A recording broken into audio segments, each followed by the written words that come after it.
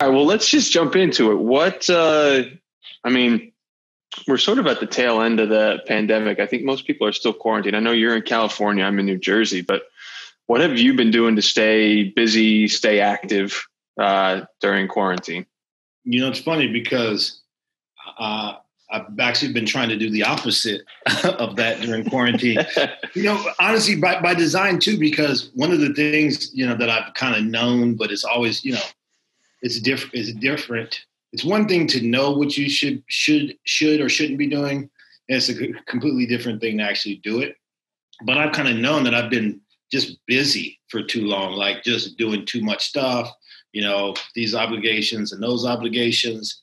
And it's kind of prevented me from doing some of the stuff that I know I should have been doing, right? So quarantine kind of actually helped me a lot to like cut out some of the stuff I shouldn't have been doing because I couldn't do it, right? So, and there's sometimes it's like people count on you to do certain stuff.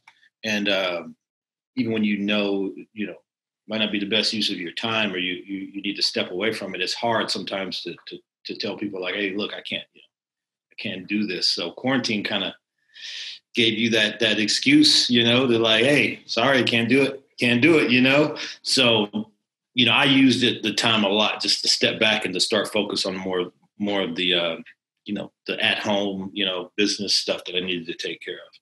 So great. Yeah, it's helped me a lot. Saying no is a challenge, right? Saying no is like a learned skill.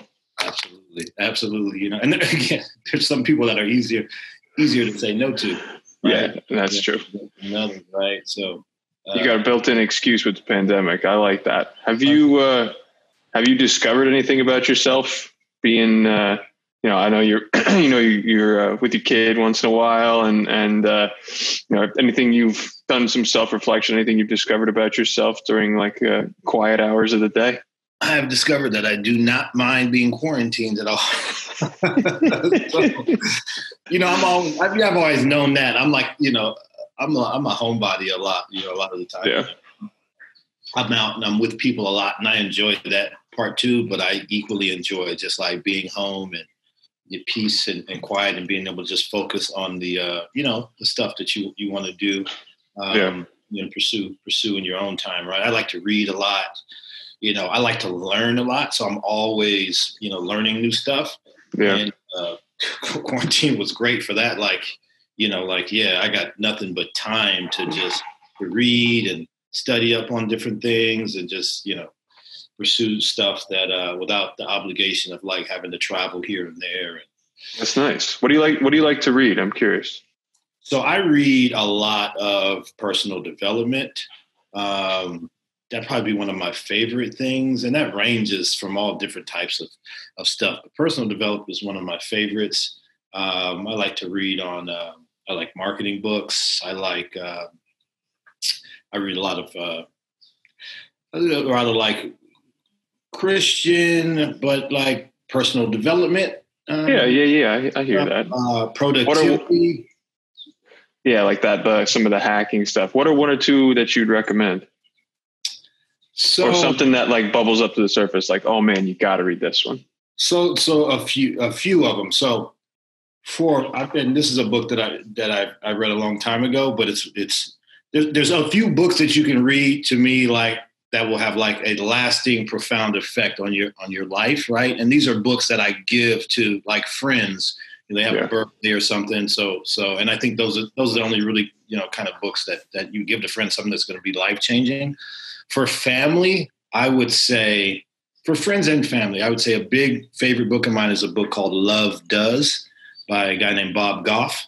And basically what it's about is, it's basically about how like when you love someone or something, like you do things. It's not just enough to say like you love your kids and you don't have the acts that support that, right? So, and that's it's not specifically what he says, but that's kind of the moral of the whole book. It's like love is an action. So when you love things, you do things, right? So that book, I read that years ago when he first wrote it, and it basically made me like take more action specifically with my daughter, and just like in doing things, you know what I mean? Yeah, doing versus saying, right? It helps take you out of the like, this is how I feel or this is what I think, and into the, this is what I do. This is because this is how I feel, right? So that's a book I love, by a guy named Bob Goff. I recommend everybody read that. Another one of my all-time favorite books is a book called Wild at Heart by a guy named John Eldridge. Again, not something that I read recently. I've probably read that book, I don't know, maybe 20 plus times. Oh, wow. I read it at least once a year. I read it at least once or twice a year. And that book is basically about how men are designed. And it basically says that, men are designed to be adventurous and conquerors and not safe. And it talks about how society basically has tried to make boys safe and mannered and courteous and all of these things that are great, but they are not at the top of the list of what men should be, you know? And it basically talks about how, when you send when you send men off to war, or when you need men to stand up for freedom and things like that, like their number one skill should not be their manners or how they, whether they curse. So it basically talks about how men were designed to be the adventurous, and the world isn't safe. So, you have to stop, basically coddling men and let them be men. Right. It's a wonderful book. But those are two of my favorites. I definitely would recommend. And then the other would probably be anything by Malcolm Gladwell. Outliers is probably my favorite, but wonderful book. Again, it just talks about how talent is not, it's not something that people are born with, but it's something that can be created. I know you're a big proponent of that, right? All the genetics, all that stuff. Big time. So that's definitely where I would start with that argument. Outliers basically just, it's about how you can build anything with practice and persistence. So, the 10,000 hours, right? Exactly. So, I love that. Malcolm Gladwell is probably my favorite author, so I read all of his stuff. I like that. I've dove into a lot of Gladwell in my time. What is the first thing you're going to do when things like start to get back to normal here? What's the first thing you want to go do? You're going to go out and like eat at a restaurant? Are you going to go to a movie? What's the first thing you want to do? I'm not a big restaurant guy. I like restaurants like anybody else. I'm not a big restaurant guy. But we go, my kids are big on amusement parks and just every zoos, amusement parks, beaches, all that good stuff. So the first thing will probably be going somewhere, honestly, probably like Disneyland or someplace like that. Cause they've been itching to go. My oldest daughter, loves roller coasters, and my youngest daughter hasn't been to Disneyland yet. So that's probably the first place that we're going to go as soon as we love that. This, man. As soon as I can get on a plane, I'll come with you. I'll chaperone for a while. Yeah, come on. I got to get out of the house too. Come on out. Yeah. What do you listen to when you work? I know we're going to talk about working out, but I want to hit you with some of these like easy ones first too. Are you listening to stuff when you're working out? Are you watching something? Like, what about the athletes you're training? Man, you would be surprised, right? So it's funny because sometimes like I'll be in a good book that I'm like listening, like a good audio book, and I'll try to like listen to that, but that definitely like affects your workout, and I wouldn't say in a positive way. Typically. Yeah, can you do that? I've never been able to do that. I can work out and listen to music, but if it's something I got to pay attention to, not effectively, right? So I'm either gonna like have to like reread all of those chapters, or I'm gonna get a bad workout. Like it's not gonna be good. So typically I'm listening to some good music, but the range of music I listen to is varied, right? So I listen to I listen to gangster rap, like hardcore rap. Yeah. I'll listen to like the Beach Boys, right? in the summer, like, Nice. oh, bro, all the time. Bro. I'll work out to the Beach Boys, like the old classics.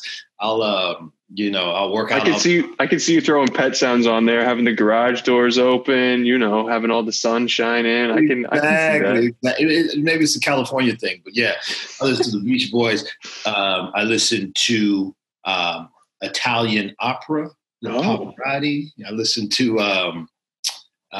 rock. I listen to some rock. I'd say, I listen to just about everything. Not really R&B when I'm working out, but I listen to rap. I'll listen to the Beach Boys.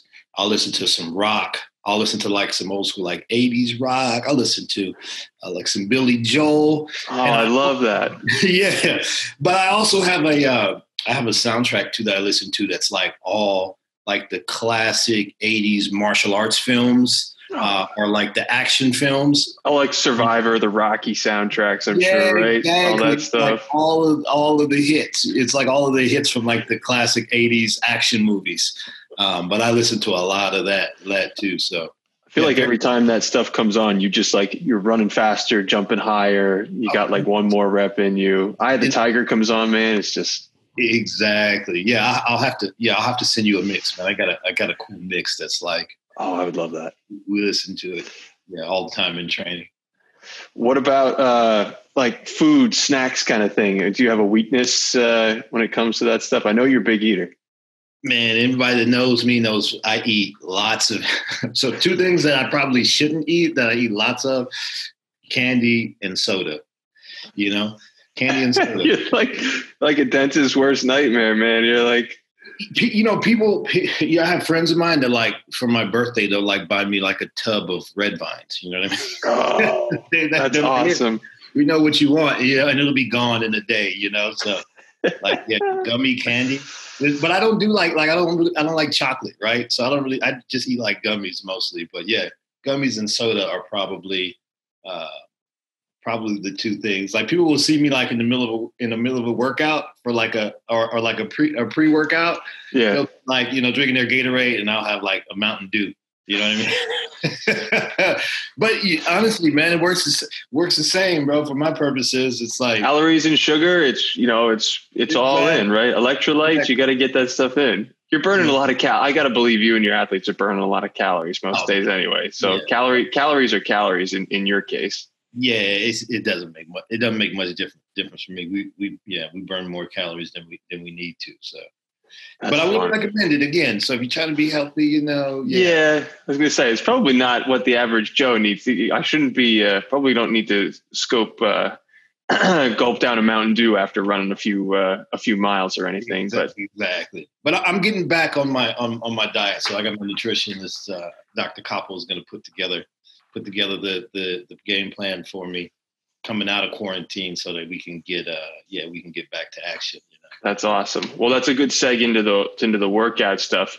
Are you a guy that's working out every day, even in quarantine? Are you struggling to get motivated to work out? I know there's a lot of downtime for you. The thing is, so I am working out pretty consistently every day. The quality, I'd say, of the workouts is not nearly as intense. Yeah. Just because, it's about momentum, you know what I mean? And when you're working out hard, it's like you're used to that pace. So the pace you're going at is like, it's intense. So if I'm working out super hard on a Monday, like even if I do a light workout on a Tuesday, my light workout is probably harder than the hard workout I'm doing now since I'm not in the gym.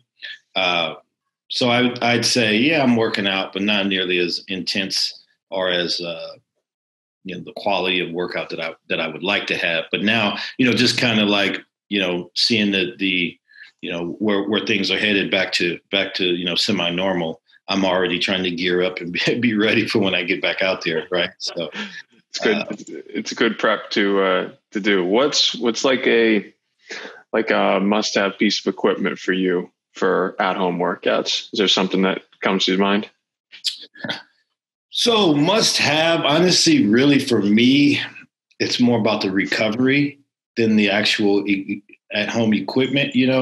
Like I'll use the bands and the core tenses, and I'll use a weight vest sometimes and all that stuff. But really, for me, it's more so about the recovery, and mainly because in terms of like getting the results that you want, for me, and I say for most people, it's usually not even about the workout. It's about being consistent.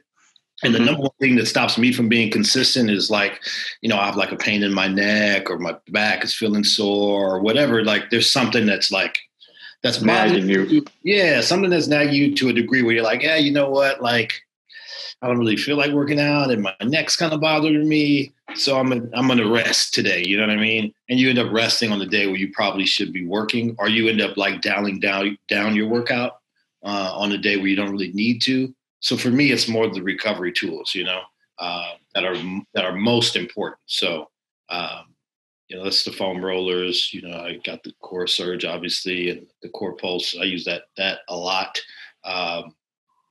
The ice, I was going to say lots of ice. I'm sure lots of massage and recovery. Exactly. So yeah, because I've seen you do push-ups, so I can imagine what that's going to look like too.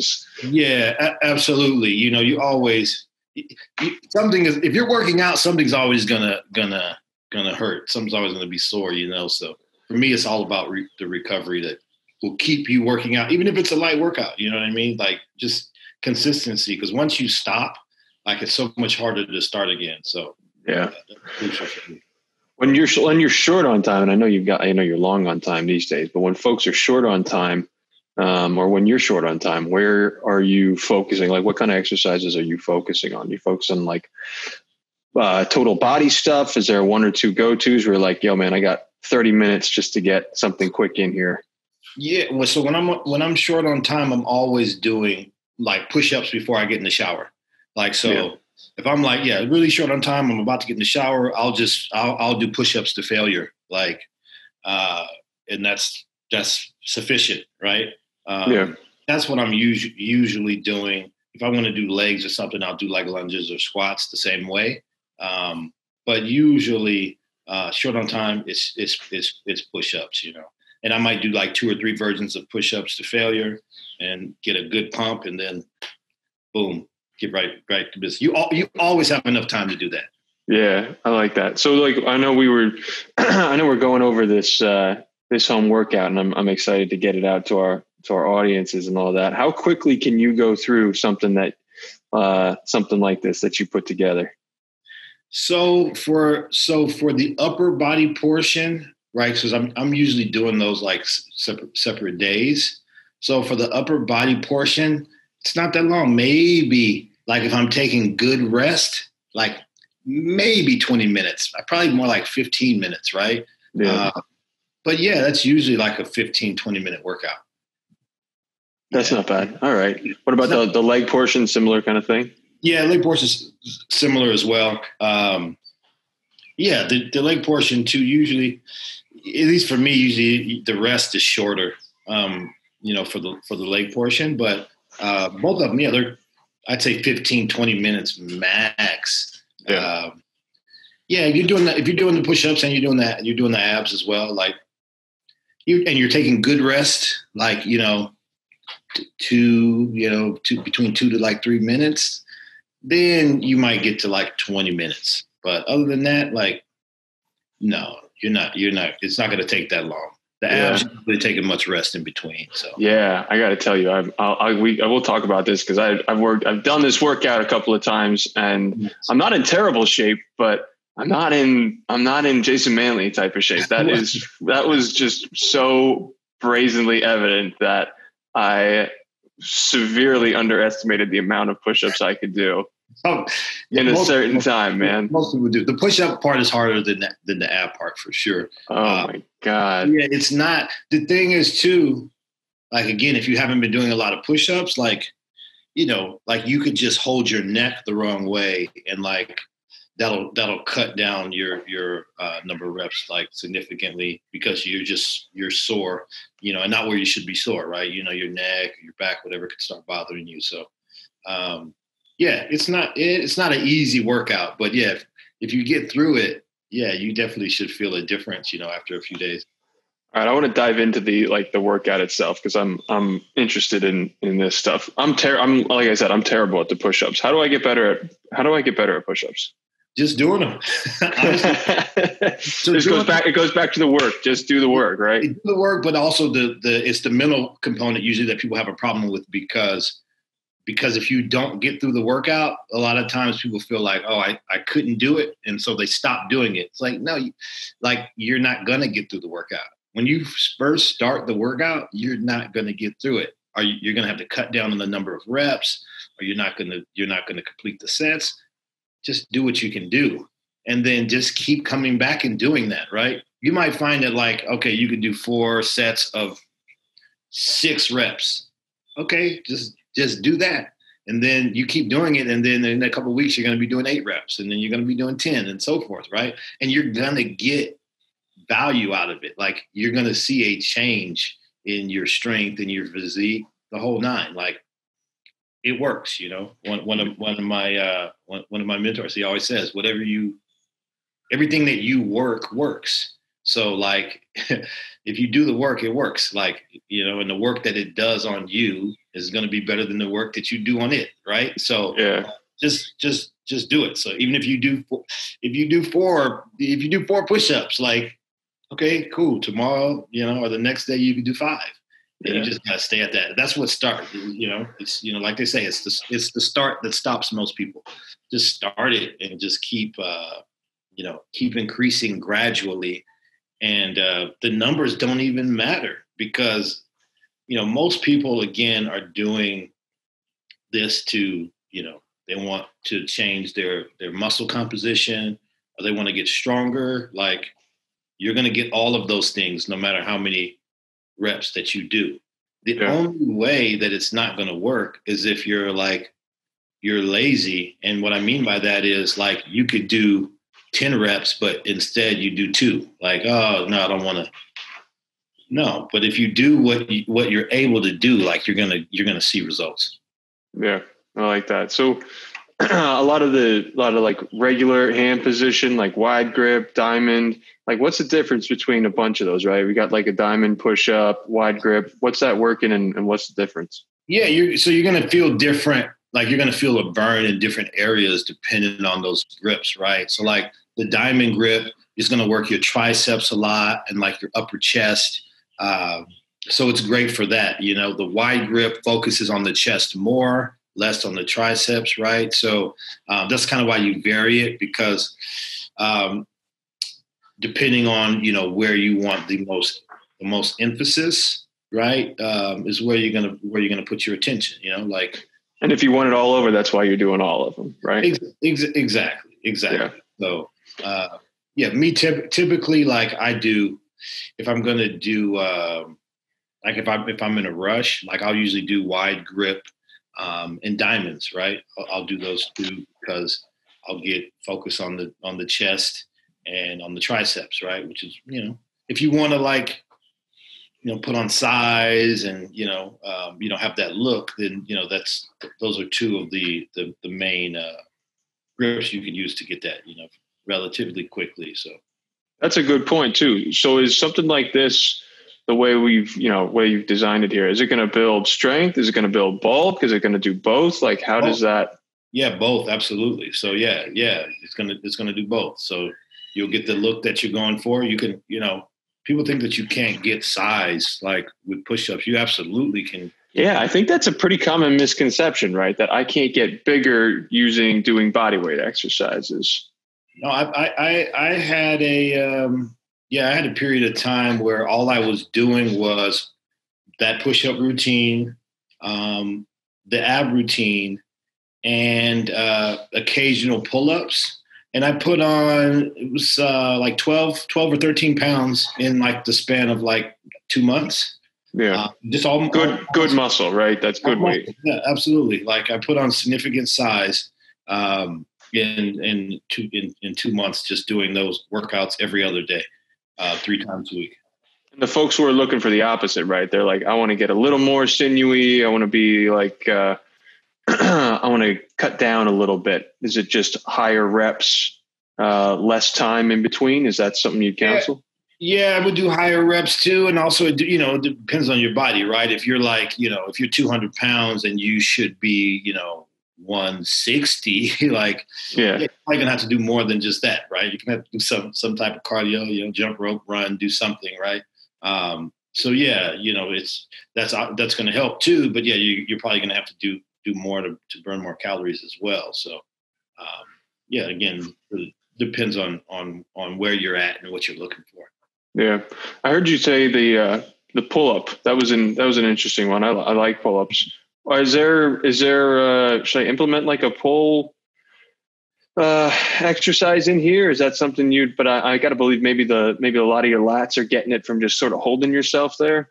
What do you think? Yeah, so it depends on what you're looking for, right? So for me, like pull-ups don't have anything to do with like the physique that I'm looking for. I'm not like, I'm not a big lats guy. I'm not one of those guys. I want to have big lats. I'm not it doesn't interest me. I'm a typical, I'm a beach muscle guy, biceps, chest, right, abs. Like, okay, that's all I need. You jump off a building, you can make put those wings out. You can fly, right? Yeah, yeah. So I'm usually doing pull-ups for just for functional purposes for MMA, for jiu-jitsu, because it's a lot of pulling. If you're grappling, you're wrestling, you're doing MMA, or you're doing jiu-jitsu, there's more pulling than there is pushing.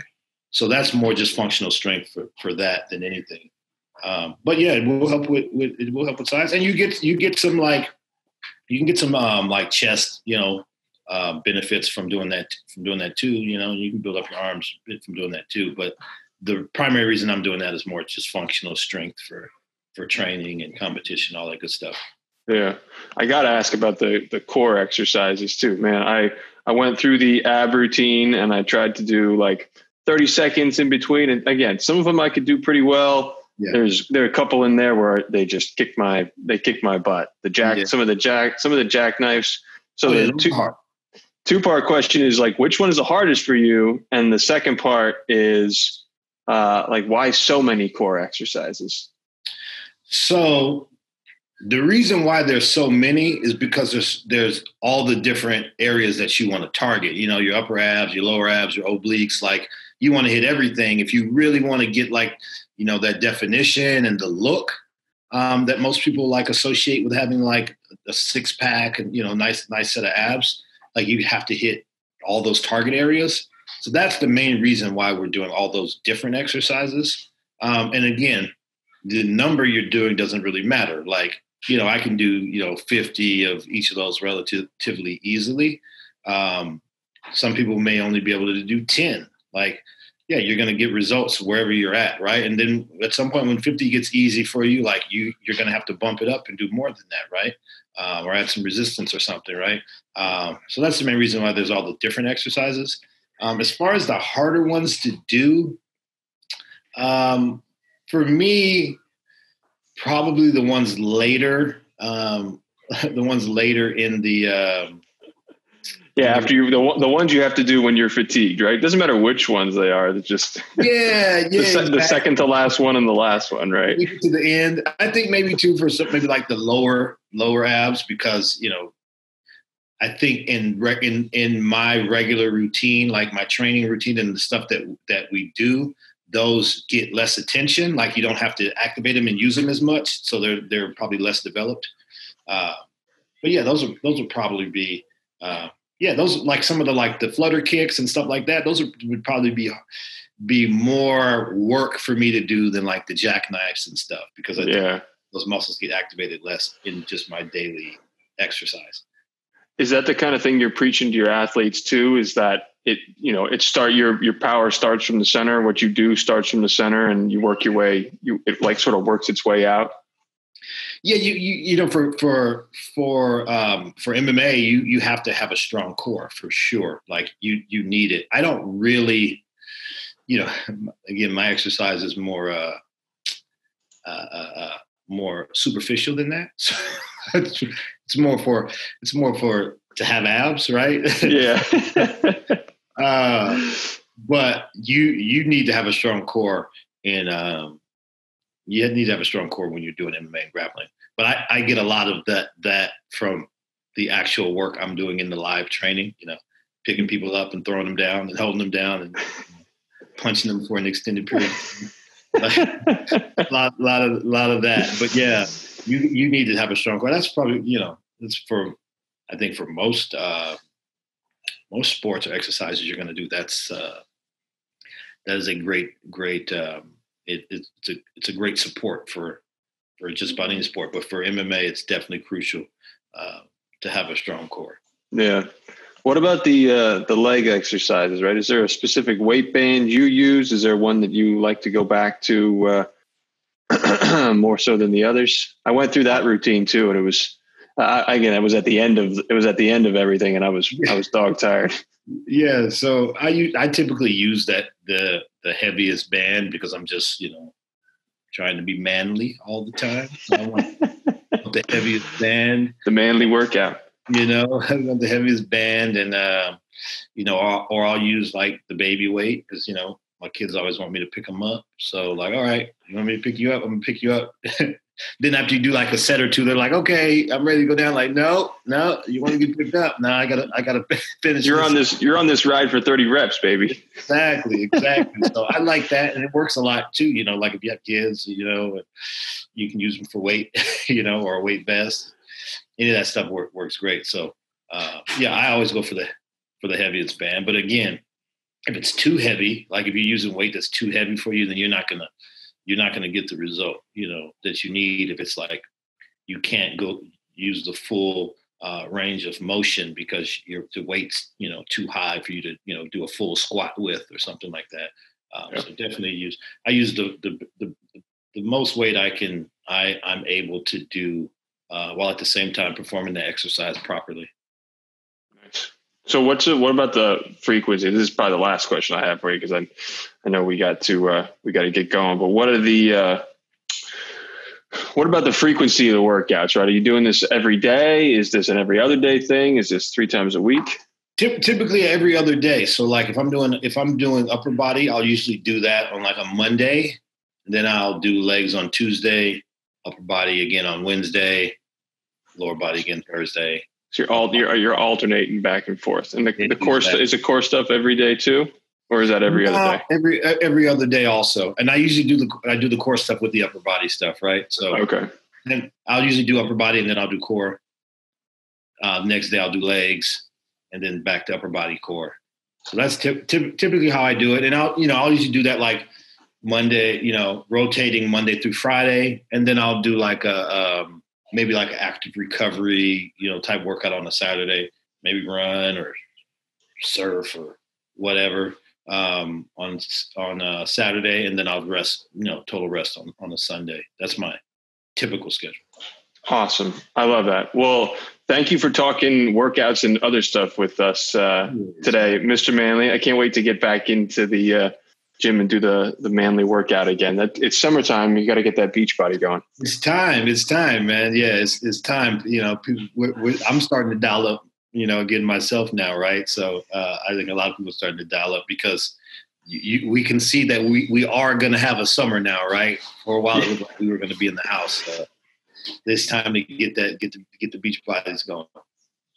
Feels good. All right. Well, if you guys out there want a copy of Jason's at-home workout, go to KoreHealth.com. That's KORE health.com. Throw in your email address. It'll be really easy to find. You can also find us on Instagram. It's at KoreHealthOfficial. Also, you got to check my man here on Instagram at Jason Manley. See what kind of trouble he's getting into on a daily basis. Jason, thank you, man. This was awesome.